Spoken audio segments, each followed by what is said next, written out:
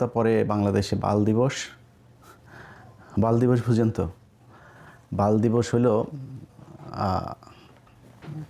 এই 16ই ডিসেম্বরে, 16ই ডিসেম্বর আছে না, 16ই ডিসেম্বর বাল দিবস। এটার এদিক ওদিক যেটা বলবে, আমার বউয়ের জুতা নিয়ে আসছে আজকে, এই না, এটা দিয়ে হাগু লাগায় এটা দিয়ে মুখের মধ্যে মারা হবে। 16ই ডিসেম্বরের যে বিজয় দিবস বলবে ওইটারে। অনুষ্ঠানের ভিডিও পুরাটা দেখা তারপরে শেষ করতে হবে। একটু রহস্য তো নিশ্চয়ই রয়েছে।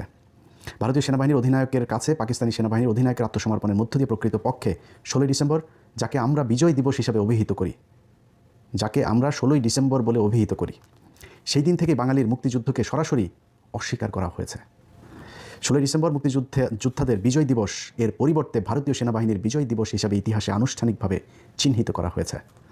এই ষড়যন্ত্রের পেছনে আসলে উদ্দেশ্য হচ্ছে বাঙালির স্বাধীনতা সংগ্রামকে অস্বীকার করা এবং পাক ভারত যুদ্ধে পূর্বাঞ্চলের রণাঙ্গনে ভারতীয় সেনাবাহিনীর বিজয় ঘোষণা করা। এই বিজয়ে বাংলাদেশের মুক্তিপিপাসু জনগণ ও মুক্তিযোদ্ধারা ছিল নীরব দর্শক। আওয়ামী লীগ নেতৃত্ব ছিল বিনয়ী তাবেদার এবং কর্নেল ওসমানী ছিলেন অসহায় বন্দী। এ যেন ছিল ভারতের বাংলাদেশ বিজয়। এবং আওয়ামী লীগ সরকার এ নববিজিত ভারত ভূমির যোগ্য লিজ গ্রহণকারী সত্তা। সুতরাং যেমন সত্তা তেমনই তার শর্ত। আর যায় কোথায়? এ তো গেল 16ই ডিসেম্বরের সম্পর্কে কিছু কথা।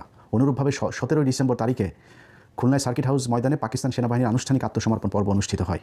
9ম সেক্টরের অধিপতি হিসাবে আমি সেখানে উপস্থিত থাকলেও ভারতীয় সেনাবাহিনীর কর্তৃপক্ষ আমাকে একরকম জোর করেই পেছনের সারিতে ফেলে দেয়। বারবার প্রচেষ্টা চালানো সত্ত্বেও আমাকে সামনে আসতেই দেওয়া হলো না। আমার প্রতিপক্ষ ভারতীয় সেনাবাহিনীর মেজর জেনারেল দালবীর সিংকে দিয়েই সেই আত্মসমর্পণের নেতৃত্ব বজায় রাখা হয়। অথচ দালবীর সিংয়ের অধীনস্থ সৈন্যরা যুদ্ধক্ষেত্রে সবসময় আমার বাহিনীর অনেক পেছনে অবস্থান করত।